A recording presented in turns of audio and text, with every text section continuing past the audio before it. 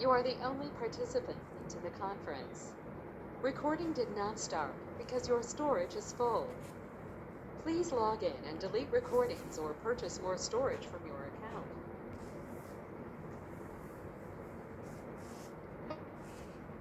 ओम नमोर्यंताणं नमो सिद्धाणं नमो आर्याणं नमो वज्जायाणं नमो लोये सव्वसावणं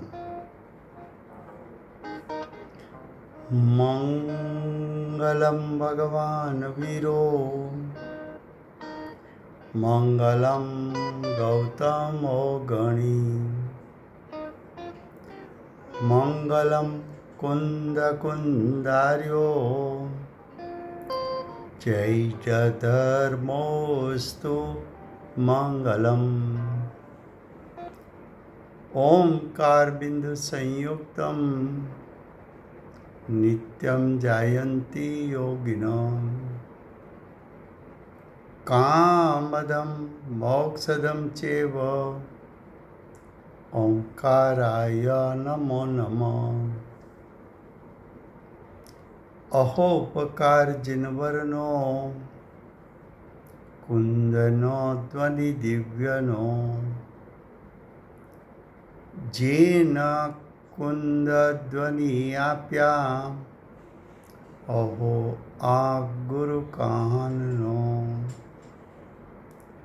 तुझ ज्ञान ध्यान नो रंग अमया दर्श रहो ओ शिव पद तक तुझ संग माता हाथ ग्रह।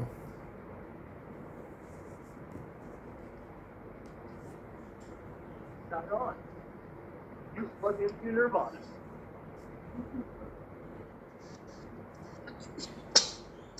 ये समयसार नाम का All participants are muted and they can unmute themselves. ये समयसार नाम का परम अध्यात्म शास्त्र है। भगवत कुंकुंदाचार्य देव ने मांगलिक करके समयसार को कहने की प्रतिज्ञा की है। समयसार अर्थात जीव के आश्रव रूप परिणाम जो है उसमें छुपा हुआ ज्ञायक उसको समयसार कहने में आता है।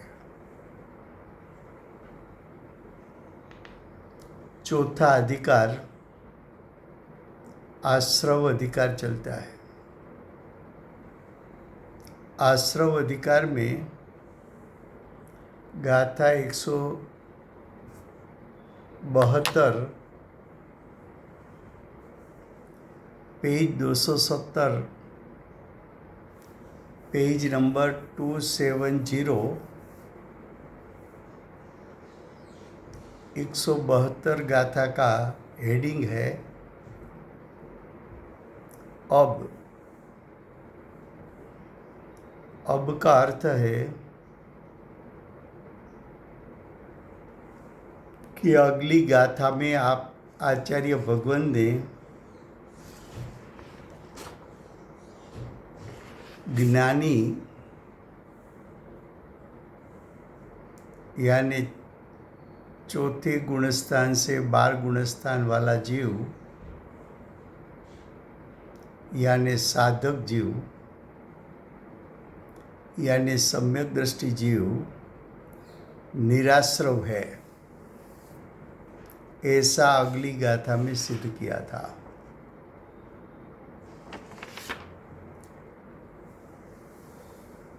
तो अगली गाथा में आचार्य भगवान ने ऐसा सिद्ध किया कि सम्यक दृष्टि जीव निराश्रव है। तब शिष्य ने फिर से प्रश्न किया कि अगर ऐसा है उसका अर्थ कि ज्ञानी निराश्रव है तो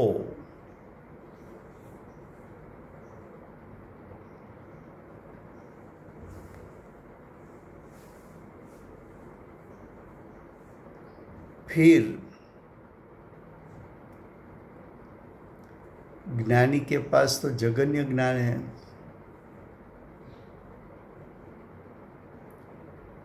और जगन्य ज्ञान को तो बंध का कारण कहा है।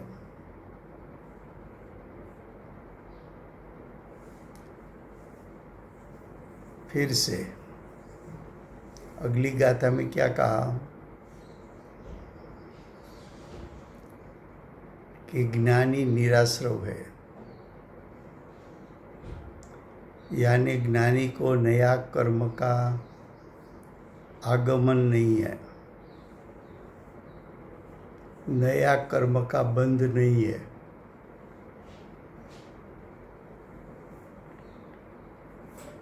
एक तरफ से आप ऐसा कहते हो, दूसरी तरफ से आप ऐसा कहते हो कि जगन्य ज्ञान यानी क्षोभसम ज्ञान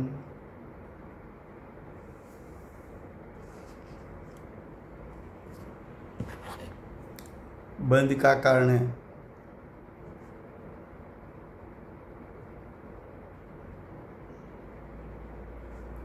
तो क्षोभसम भाव यानी परिपूर्ण शुद्धता प्रकट नहीं हुई है, जिसका ज्ञान परिपूर्ण खिला हुआ नहीं है, क्षायिक नहीं हुआ है, ऐसा भाव बंध का कारण है।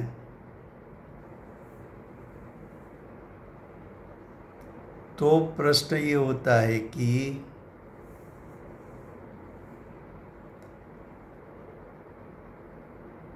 जो साधक क्षोभसम ज्ञान वाला है वो निराश्रव किस प्रकार होते हैं?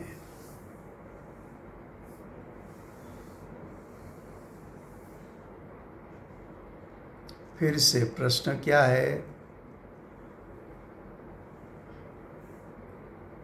एक दृष्टिकोण से आप ऐसा कहते हो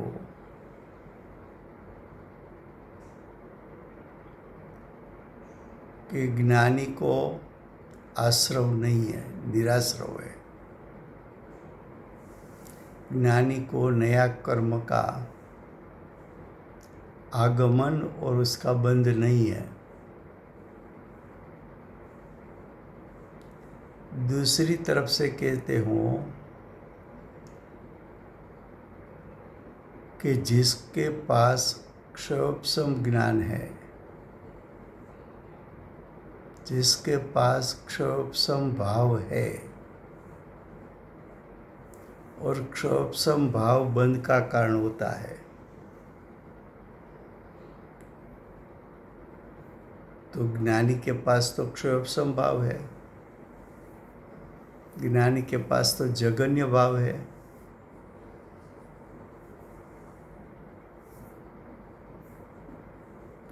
तो ज्ञानी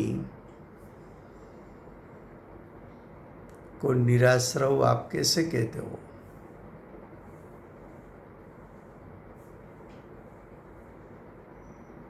उसकी उत्तर रूप गाथा फिर से गुजराती में।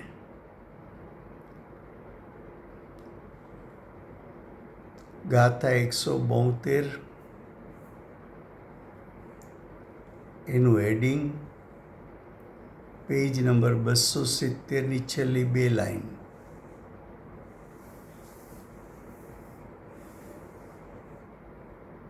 પહેલો શબ્દ છે હવે। હવે એટલે પૂર્વ ગાથામાં આચાર્ય ભગવંત જ્ઞાનીને નિરાશ્રવ સિદ્ધ કરેલ છે। ત્યાર પછી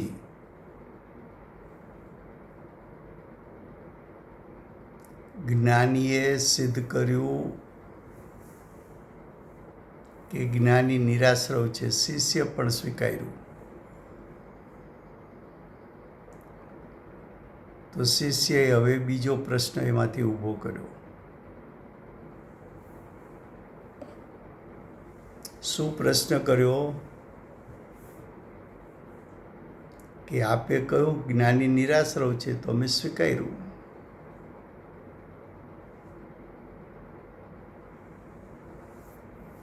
પણ જ્ઞાની પાસે તો જગન્ય ભાવ છે.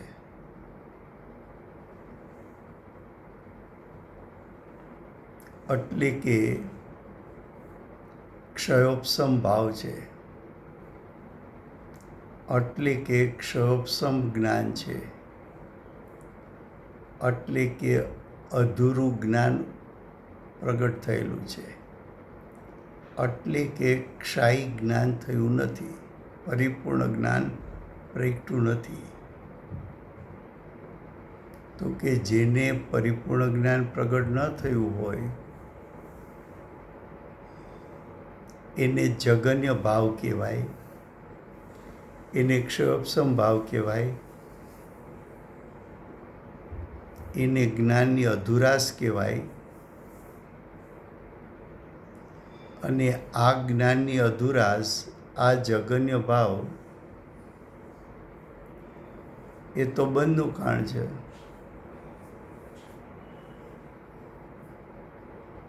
અને જગન્ય ભાવ તો જ્ઞાનીને છે, તો જ્ઞાનીને બંધ પણ છે. બંધ છે તો પછી એને નિરાશ્રવ નવા કર્મનો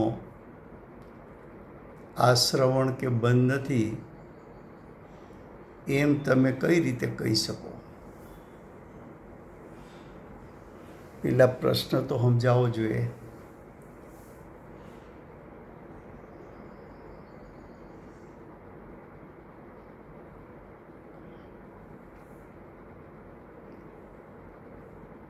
તો કે અહીંયા આચાર્ય ભગવંત પૂર્વગાથામાં નિરાશ્રવ કયો હતો એ દ્રષ્ટિ અપેક્ષાએ કહ્યો હતો.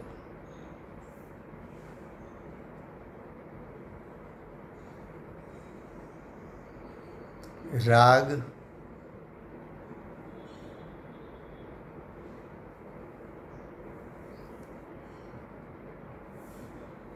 રાગ કરવા જેવો નથી. જેને રાગની રુચિ નથી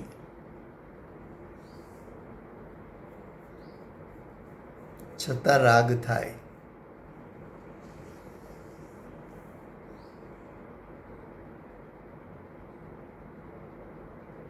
એવો એક રાગ. બીજો એવો રાગ કે જ્ઞાનમાં ન પકડાય.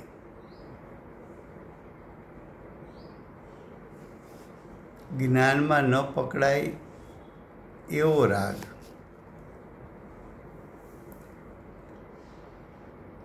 તો એનો વિસ્તાર આગળ ટીકામાં થશે. જુઓ, ગાથા 172 હરિગીત. ચારિત્ર દર્શન જ્ઞાન જેથી જગન્ય ભાવે પરિણમે, તેથી જ જ્ઞાની વિવિધ પૂતગલ કર્મથી બંધાય છે.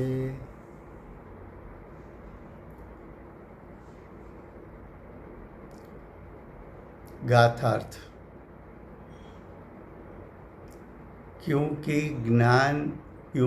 दर्शन ज्ञान चारित्र जगन्य भावे परिणमते हैं.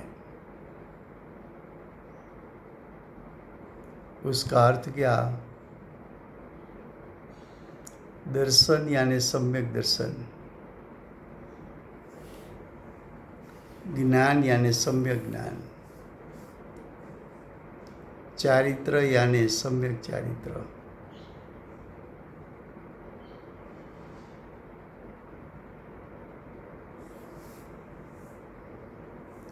जघन्य भावे, जघन्य का अर्थ है क्षोभसम भावे,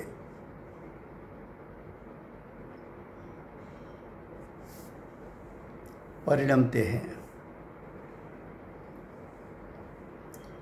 सम्यक दर्शन क्षोभसम सम्यक दर्शन हो, ज्ञान क्षोभसम ज्ञान हो, चारित्र क्षोभसम चारित्र हो.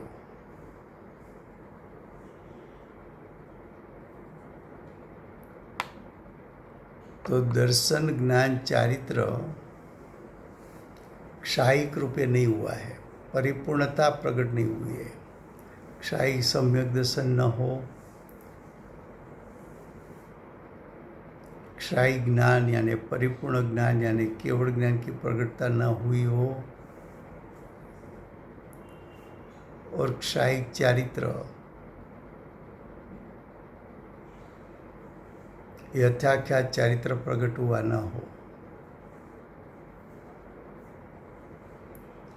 तब तक दर्शन ज्ञान की परिपूर्ण खिलवट नहीं हुई है.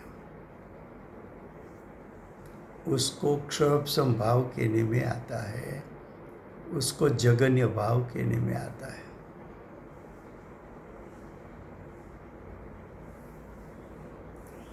अब आगे लिखा, इसलिए, इसलिए का अर्थ है क्षयोपशम भाव के कारण.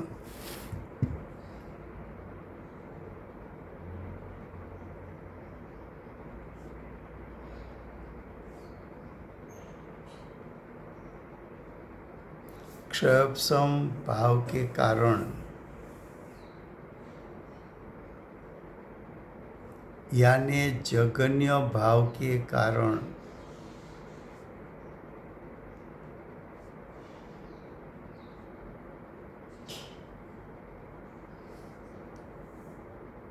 ज्ञानी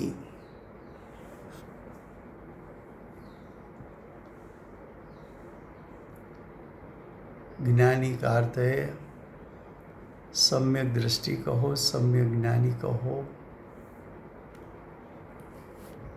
जिसने स्वसंवेदन किया है ऐसा कहो,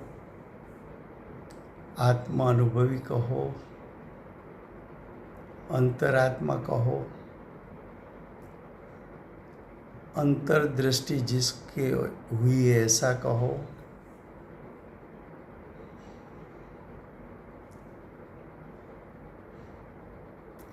सम्यक दृष्टि कहो, श्रावक कहो, मुनि कहो, ज्ञानी अनेक प्रकार के उद्गल कर्म से बंधाता है. गाथा का अर्थ सिर्फ इतना है, भले ज्ञानी हो,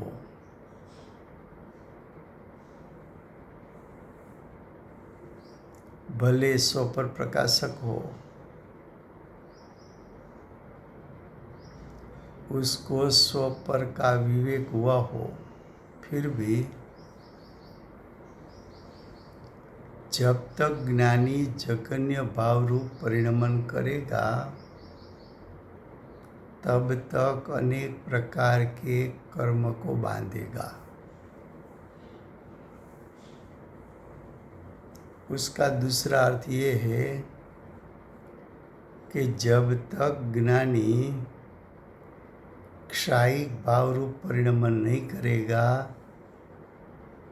तब तक कर्म का बंधन रहेगा.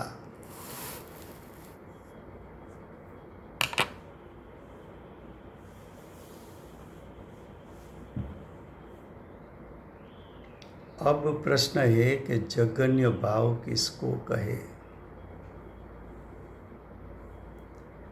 क्षयोपशम भाव किसको कहे।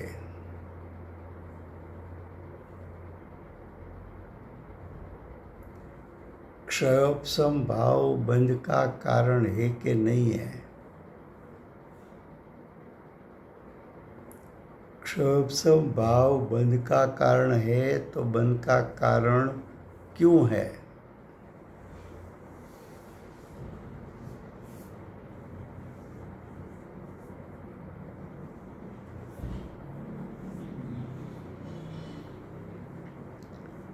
तो कि ज्ञानी सम्यक दृष्टि श्रावक श्राविका अर्जिका इलक छुलक के मुनि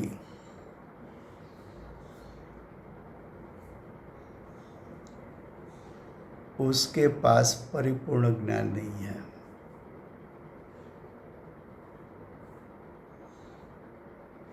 क्षायिक सम्यक दर्शन नहीं, क्षायिक ज्ञान नहीं, क्षायिक चारित्र नहीं। क्षायिक सम्यक दर्शन हो सकता है, फिर भी ज्ञान क्षयोपशम ज्ञान हो सकता है, और चारित्र भी क्षयोपशम हो सकता है।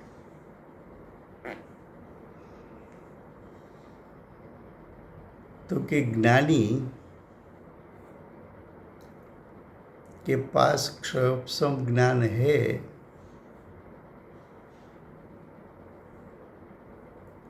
वो क्षयोपशम ज्ञान अधूरा ज्ञान है।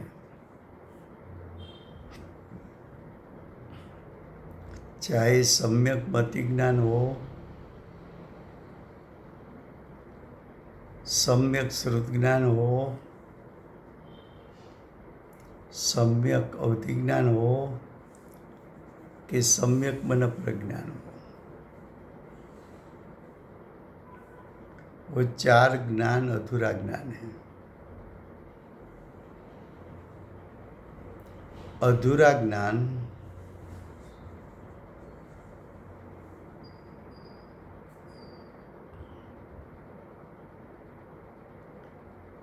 युगपद जान नहीं सकता।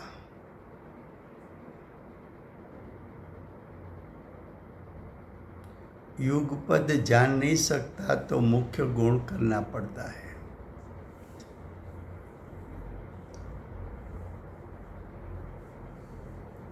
और मुख्य गुण करना पड़ता है तो राग द्वेष उत्पन्न होते हैं, और राग द्वेष जितना उत्पन्न हुआ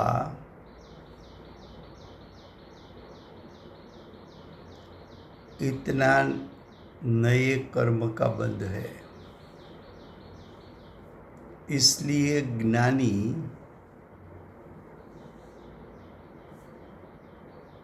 निराश्रव नहीं है।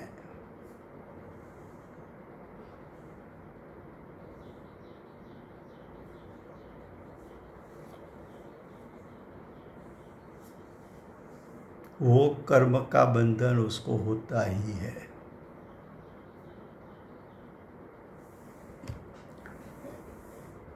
ફરીવાર ગુજરાતીમાં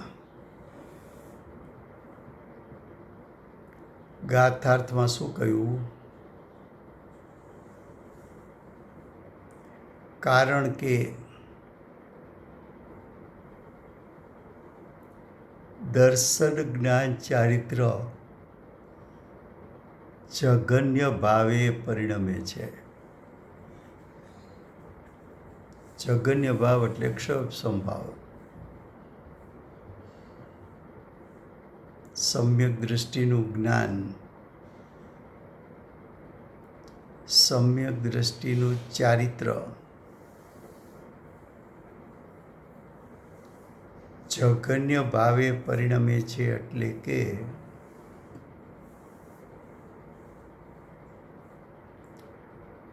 એ સમ્યક દ્રષ્ટિને કેવળ જ્ઞાન પ્રગટ થયું નથી, ક્ષાયી જ્ઞાન પ્રગટ થયું નથી અને યથાખ્યાત ચારિત્ર પ્રગટ થયું નથી.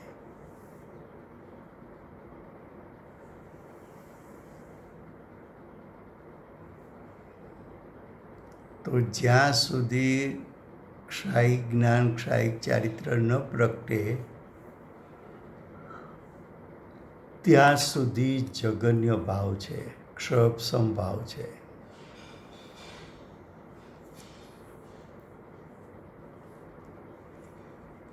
તો કે જ્ઞાન ક્ષોભસમ રૂપે હોય તો શું? તો કે ક્ષોભસમ જ્ઞાન હોવાથી ત્રણ કાળ, ત્રણ લોકને એક સાથે જાણી શકતું નથી.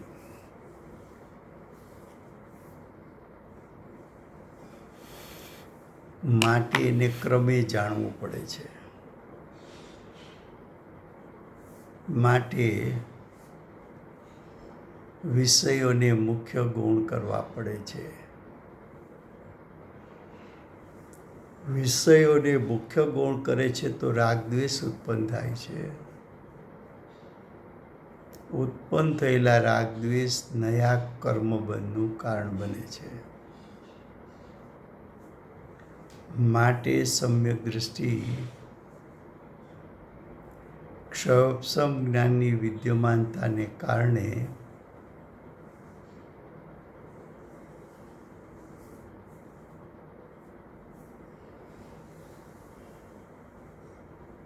નિરાશ્રવ નથી. બીજું, સમ્યક દ્રષ્ટિ પાસે યથાખ્યાત ચારિત્ર એટલે પરિપૂર્ણ ચારિત્રની શુદ્ધતા પ્રગટ થઈ નથી.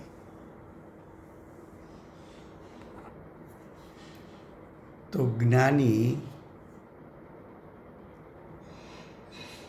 જેટલો રાગ બુદ્ધિથી પકડાય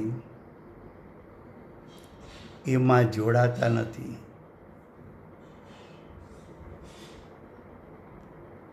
પણ અબુદ્ધિપૂર્વકનો રાગ એને ઉત્પન્ન થતો હોવાથી એ નવા બંધનું કારણ થાય છે. માટે જ્ઞાની નિરાશ્રવ નથી.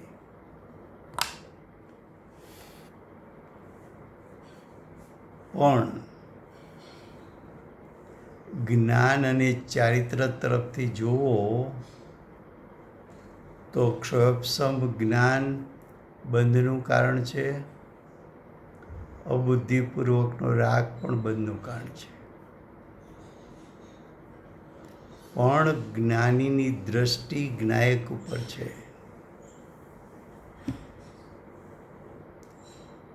જ્ઞાનીની દ્રષ્ટિ જ્ઞાયક ઉપર છે ત્યારે પ્રતીતિમાં એમ આવે છે કે મારો જ્ઞાયક સર્વ પ્રકારના રાગ દ્વેષ રહિત યાને નિરાશ્રવ છે.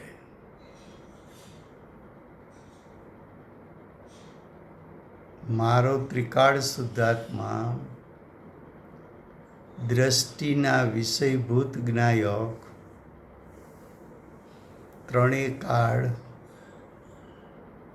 આશ્રવ રહિત છે. તો દ્રષ્ટિ અપેક્ષા એ જ્ઞાની નિરાશ્રવ છે. જ્ઞાન અપેક્ષા એ જ્ઞાની આશ્રવની ઉત્પત્તિ છે. ચારિત્ર અપેક્ષા એ જ્ઞાનીને આશ્રવની એટલે કે રાગની ઉત્પત્તિ છે.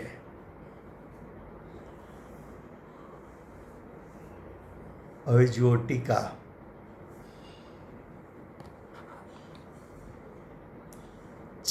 સોરી રાજુ, એક ક્લારિફિકેશન તો એટલે દ્રષ્ટિ ને જ્ઞાનની અપેક્ષા એ એ એ નિરાશ્રવ છે, પણ ચારિત્રની અપેક્ષા એ આશ્રવથી રહિત છે એમ કીધું તમે? સોરી, હા એટલે મારી સમજણમાં ફેર છે કે? હા, અત્યારે દ્રષ્ટિ અપેક્ષા એ નિરાશ્રવ કેવો છે? એટલે દ્રષ્ટિ ને જ્ઞાનની અપેક્ષા ના, જ્ઞાનમાં તો એને શું છે, ક્ષોભસમ જ્ઞાન છે, અધૂરું જ્ઞાન છે, હાજી, અને અધૂરું જ્ઞાન એને રાગની ઉત્પત્તિનું કારણ બને છે. ઓકે, એટલે દ્રષ્ટિના અપેક્ષા જ ઓનલી. હા, દ્રષ્ટિ અપેક્ષા માત્ર. શ્રદ્ધામાં એમના કઈ કચાશ. હા, જ્ઞાન અપેક્ષા એ કેવું હોય તો ત્યાં બે વિભાગ પાડ્યા એને, કે જે રાગ જ્ઞાનમાં પકડી શકાય હા, એને તો એ છોડે છે. હા, બરાબર છે, સમજી ગયો. ઓકે, તો એટલો નિરાશ્રવ. એ જ્ઞાન એ જ્ઞાનમાં એ જોડાય છે, એનું જોડાણ તો છે. અબુદ્ધિપૂર્વકના રાગમાં જોડાણ છે તો એટલો આશ્રવ ઉત્પન્ન થાય છે. Okay, thank you.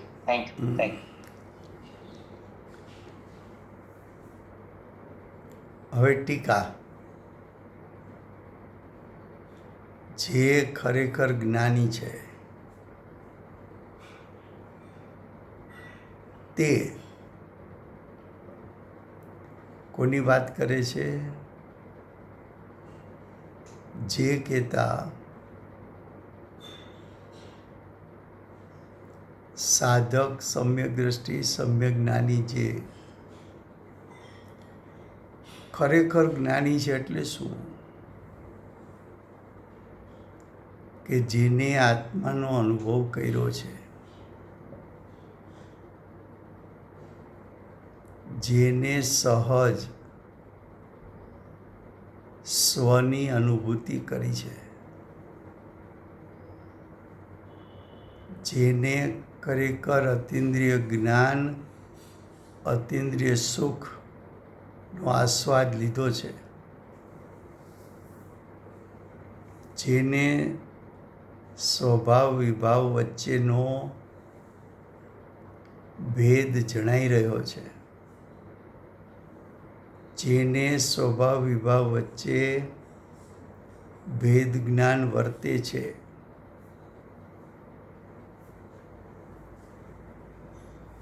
જેની દ્રષ્ટિ અને ઉપયોગ ઉત્પન્ન થતાની સાથે સ્વભાવ સન્મુખ થયા છે, એ જ્ઞાની છે.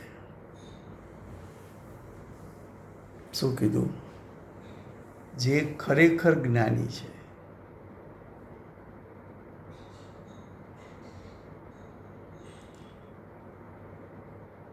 તો કે કોઈને એમ થાય કે આ તો જ્ઞાની માટે છે, પણ જેને જે જ્ઞાની ન થયો હોય એ શું કરે? તો કે જે જ્ઞાની ન થયો હોય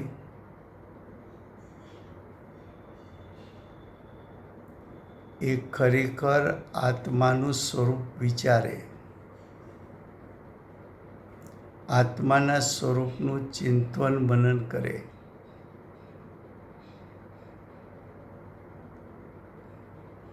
સવિકલ દશામાં સ્વભાવ વિભાવ, સ્વદ્રવ્ય પરદ્રવ્ય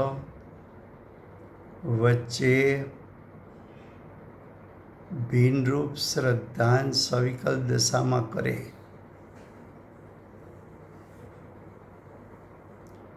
એ સવિકલ દશામાં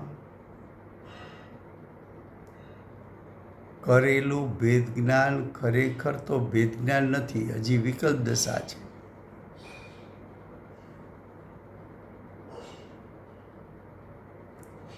પણ પ્રથમ સવિકલ દશામાં ભેદ જ્ઞાન શરૂ થાય,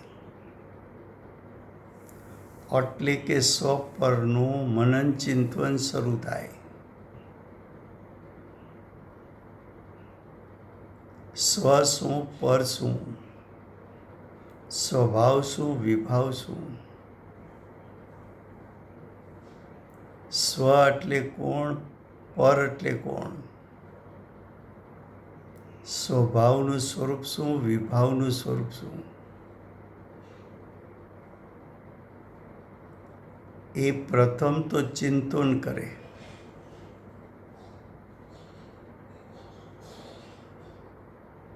પ્રથમ અસ્થિથી આત્માનું, પોતાના શુદ્ધાત્માનું સ્વરૂપ ચિંતનમાં લેવું. એ ચિંતન મનન પણ છે તો રાગ.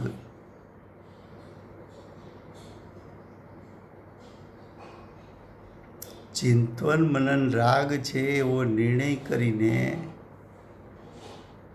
રાગ છે તે વિભાવ છે અને હું ત્રણેય કાળ સ્વભાવ રૂપે છું. એ ત્રણેય કાળ હું સ્વભાવરૂપ છું અને ભેદ જ્ઞાનનો ઉત્પન્ન થતો વિકલ્પી રાગ છે, એ વિભાવ છે. એ સ્વભાવ વિભાવ વચ્ચે વિભાવનો મહિમા છોડીને સ્વભાવનો મહિમા કરીને વિભાવને ગૌણ કરીને સ્વભાવની મહિમાની રુચિ એવી કરે કે સ્વભાવ સન્મુખ થઈ જવાય અને વિભાવ છૂટી જાય.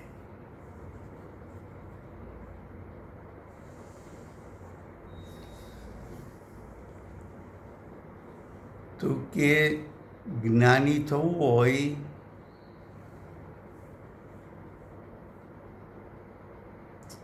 તો ભેદરૂપ શ્રદ્ધાન, ભેદરૂપ જ્ઞાનનું ચિંતન કરવું. પણ જેને કહેતા સાધકને, જેને કહેતા જેની દ્રષ્ટિ અંતર્લીન થઈ છે, જેને કહેતા જેને સ્વપર વચ્ચે વિવેક ઉત્પન્ન થયો છે, જેને કહેતા જેનું જ્ઞાન સ્વપર પ્રકાશક થયું છે, જેને કહેતા જે સ્વ અને પરને ભિન્ન પાડીને, પરનું લક્ષ છોડીને સ્વનું લક્ષ કરીને સ્વસન્મુખ થઈને પોતાના આત્મ સ્વભાવમાંથી પ્રગટ થયેલું અતિન્દ્રિય જ્ઞાન, અતિન્દ્રિય સુખનું વેદન કરે છે, એ ખરેખર જ્ઞાની છે. ખરેખર શબ્દ છે ને, સ્વાનુભૂતિ થઈ, મંગલ દ્વાર ખુલ્યા. સ્વાનુભૂતિના મંગલ દ્વાર ખુલ્યા. તો જેને દ્વાર ખુલ્યા એ ખરેખર જ્ઞાની છે.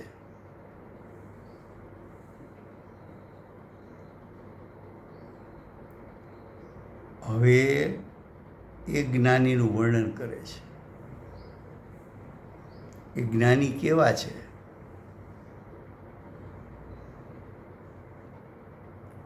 તો અહીં જ્ઞાનીને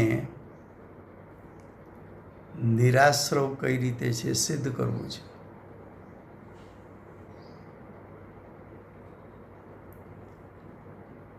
જ્ઞાની નિરાશ્રવ છે કે જ્ઞાનીને પણ નવો બંધ થાય છે, એ વાત સિદ્ધ કરવી છે. જ્ઞાની નિરાશ્રવ છે એટલે નવા બંધ રહિત છે. તો કઈ દ્રષ્ટિથી? અને જ્ઞાની વિવિધ પ્રકારના કર્મને બાંધે છે એમ કહો છો તો કઈ દ્રષ્ટિથી? એ સિદ્ધ કરવું છે. ખ્યાલ આવે છે?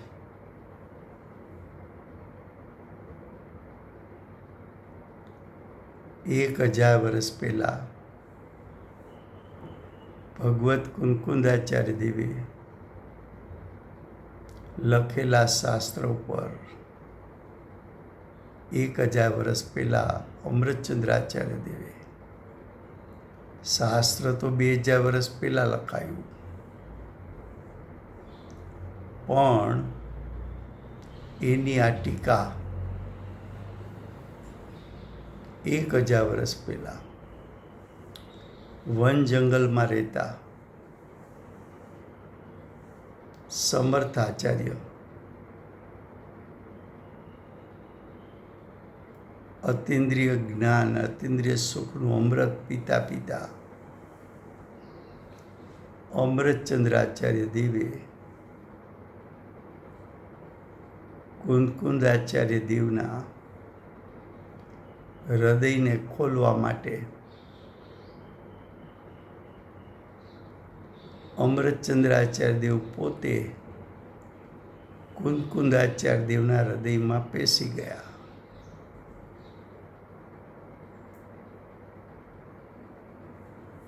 ગુરુદેવ કહેતા, આ ટીકા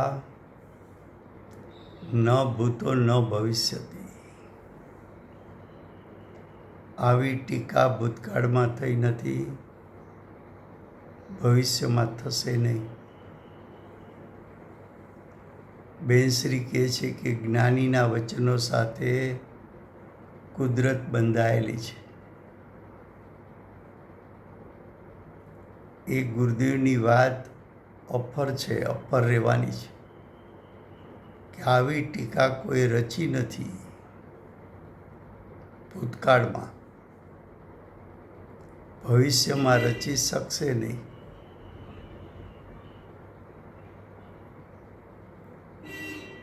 કોઈ વિદ્વાનો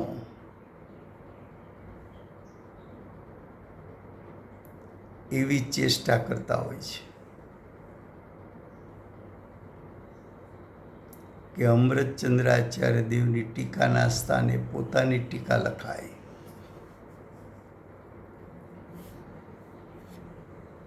એ જ્ઞાનનો મદ છે. 6ઠે 7મે ગુણસ્થાને ઝૂલતા આચાર્ય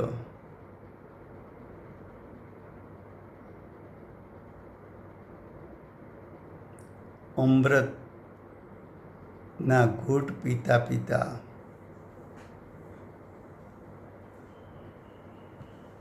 ટીકાની રચના કરે અને આત્મ અનુભવ વગરનો કોઈ વિદ્વાન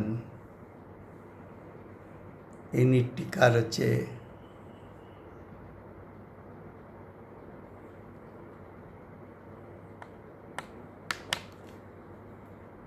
આંગળો માણસ પહાડ ચડવાની કોશિશ કરે એવી વાત છે. તો જુઓ ટીકામાં શું કીધું, જે ખરેખર જ્ઞાની છે તે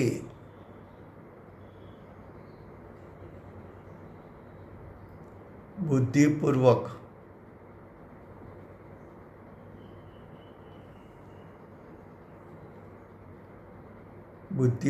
એટલે રુચિપૂર્વક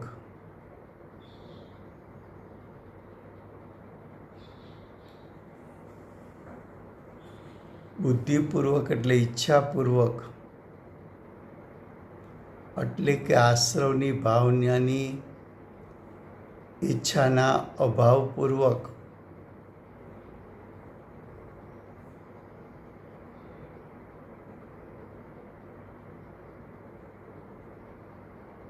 શું કહ્યું, જ્ઞાની કેવો છે?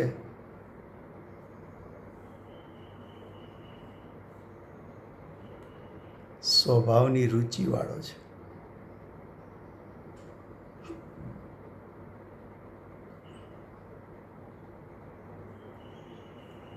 એ કાંઈ રાગ દ્વેષ મોહ ની રુચિવાળો નથી. રાગ દ્વેષ મોહની ઈચ્છાવાળો નથી. એ કંઈ આશ્રવની ભાવનાવાળો નથી.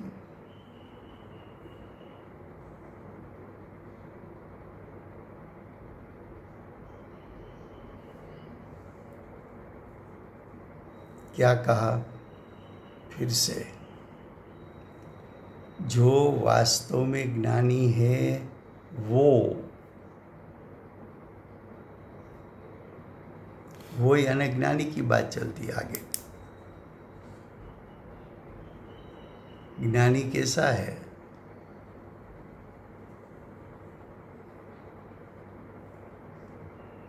तो कि बुद्धिपूर्वक, इच्छापूर्वक राग द्वेष मोह रूपी आश्रव भावों को उसको यानी ज्ञानी को अभाव होने से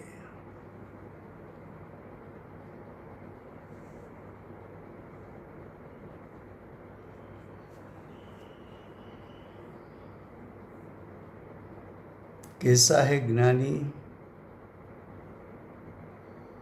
जिसको राग द्वेष मोह रूपी आश्रव भाव की रुचि छूट गई है. कैसा है ज्ञानी? जिसको राग द्वेष मोह रूपी आश्रव भावों उसकी इच्छा का अभाव है.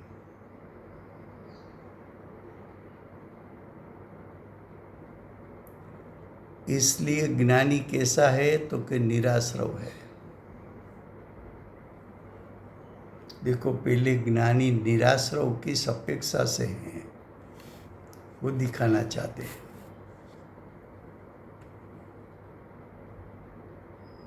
तो क्या बताया? बुद्धिपूर्वक.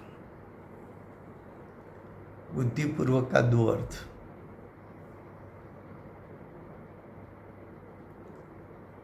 कि रुचि का अभाव है.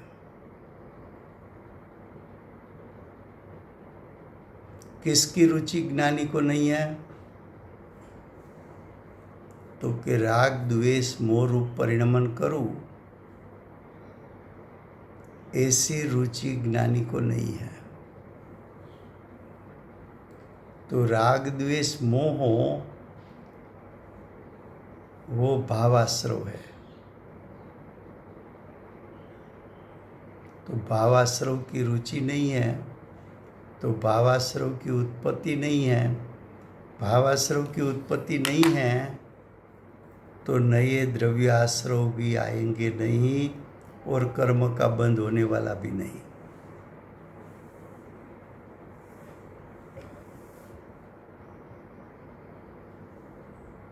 यहाँ रुचि की बात बताई, यानी दृष्टि से बताया. दृष्टि अपेक्षा से जिसकी दृष्टि में ज्ञायक हो, जिसकी दृष्टि में ज्ञायक परिपूर्ण शक्ति से भरा हुआ शुद्ध शुद्ध शुद्ध दृष्टि में आया कि मेरा ज्ञायक कैसा है, तो कि परिपूर्ण शुद्ध है, निराश्रव है स्वभाव से.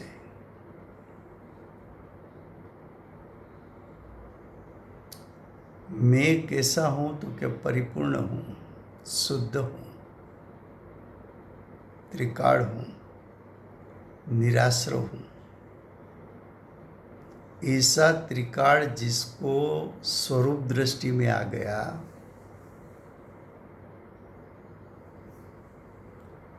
ऐसे ज्ञानी को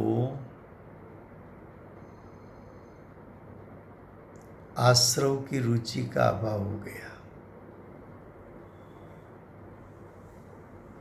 इसलिए ज्ञानी को बुद्धिपूर्वक यानी रुचिपूर्वक राग द्वेष मोह रूपी आश्रव भावों का अभिप्राय में अभाव होने से ज्ञानी निराश्रव है। एक अपेक्षा से निराश्रव कहा।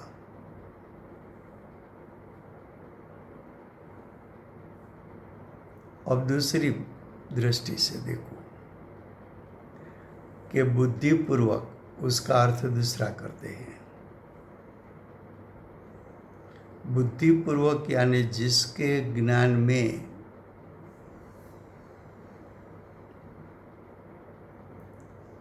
राग द्वेष मोह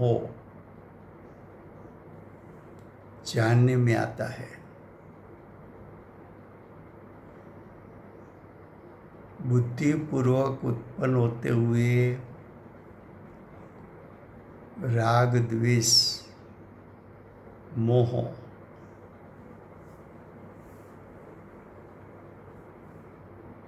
तो कि जो बुद्धिपूर्वक राग द्वेष मोह है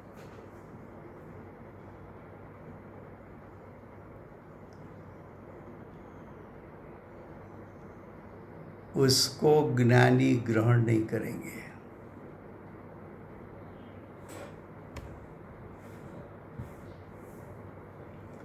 ज्ञानी को मोह का तो नाश हो गया है,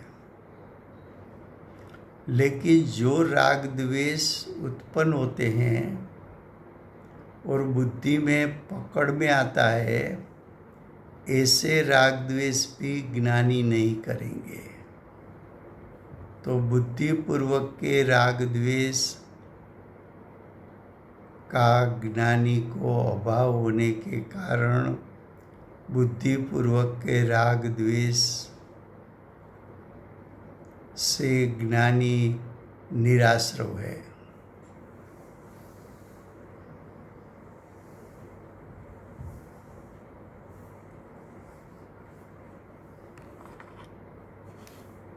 अब आगे,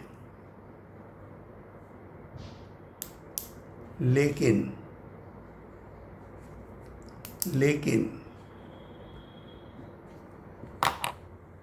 वहाँ इतना विशेष है कि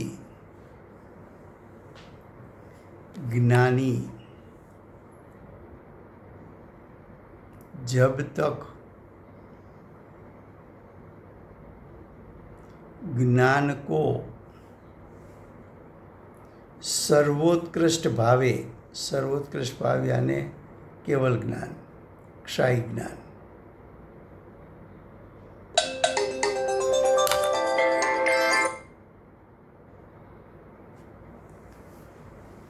क्या कहा?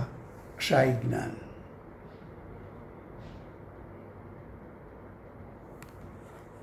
सर्वोत्कृष्ट भावे क्षाई ज्ञान हो, क्षाई दर्शन हो, क्षाई चारित्र,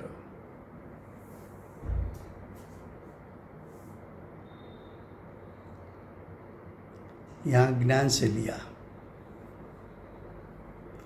कि ज्ञान के सर्वोत्कृष्ट भावे देखने से, जानने से और आचरने से, तो तीनों ले लिया, ज्ञान दर्शन चारित्र, तीनों से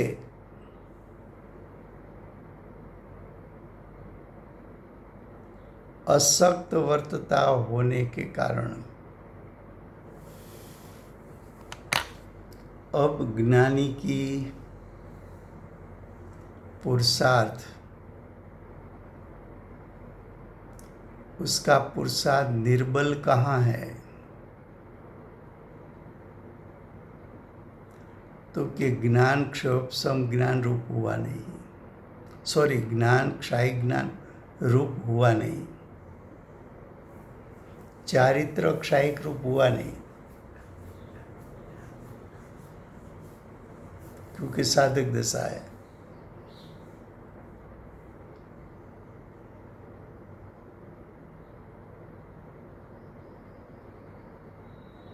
तो उसको जगन्य भाव कहा।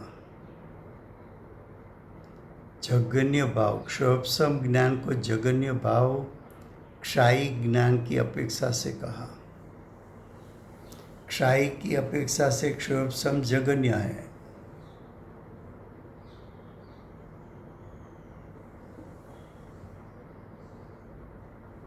तो अब ज्ञानी कैसा है? तो कि सर्वोत्कृष्ट भावे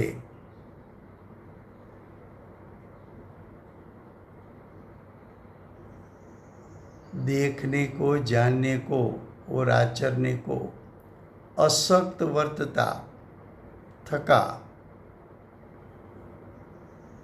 जगन्य भावे ही ज्ञान को देखते हैं, जानते हैं और आचरते हैं, तब तक उसको यानी ज्ञानी को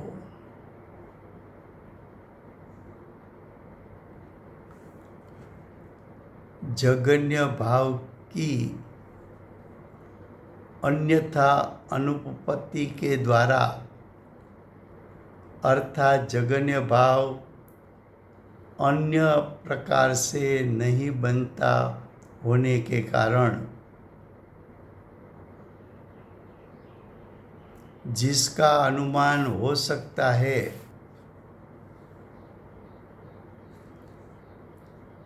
जिसका यानी अबुद्धिपूर्वक, देखो, जिसका अनुमान हो सकता है ऐसा अबुद्धिपूर्वक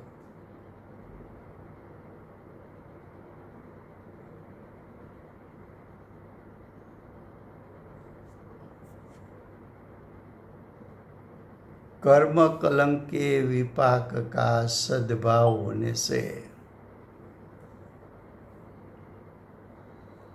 अबुद्धिपूर्वक राग जो उत्पन्न हुआ, ज्ञान की पकड़ में नहीं आया।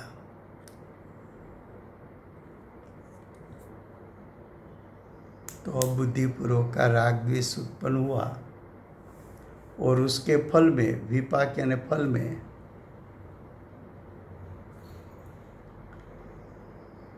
नए कर्म, उद्गल कर्म का बंध हुआ। इसलिए तब तक का अर्थ है जब तक क्षोभ संज्ञान है।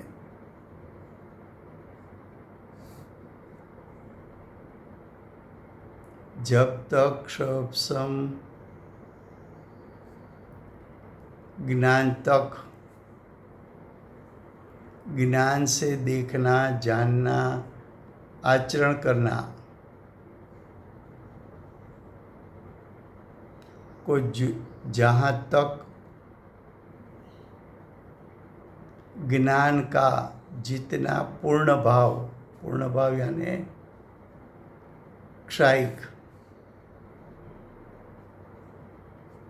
क्षायिक भाव है,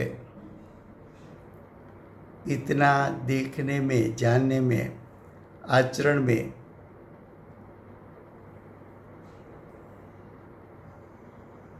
योग्य आ जाए, तब से साक्षात ज्ञानी हुआ थका आत्मा सर्वथा निराश्रव ही होता है। निराश्रव कब होगा? क्षायी ज्ञान होगा तब। परिपूर्ण निराश्रव कब होगा? तो कि क्षायी ज्ञान होगा तब। कल हम फिर से ये पैराग्राफ लेंगे गुजराती में, और ज़रूरत पड़ी तो हिंदी में भी लेंगे। बाद में भावार्थ चालू करेंगे। समय हुआ है।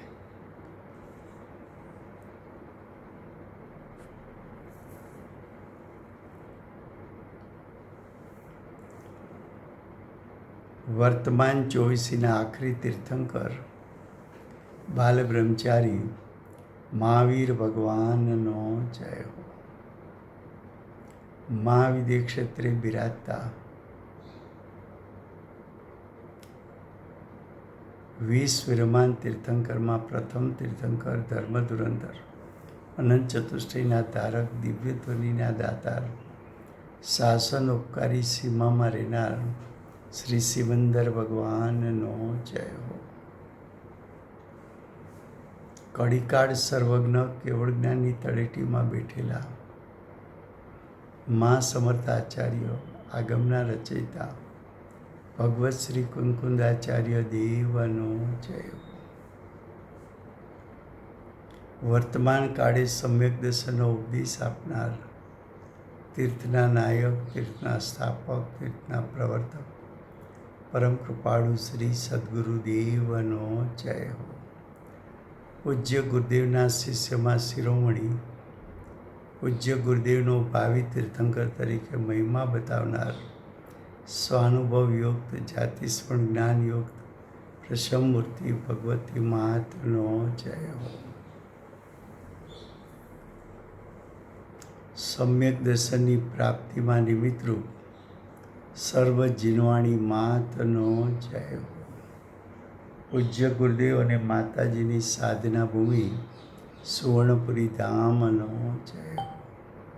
સુવર્ણપુરી ધામમાં બિરાજતા સર્વે દેવશાસ્ત્ર ગુરુ ભગવંતનો જય હો.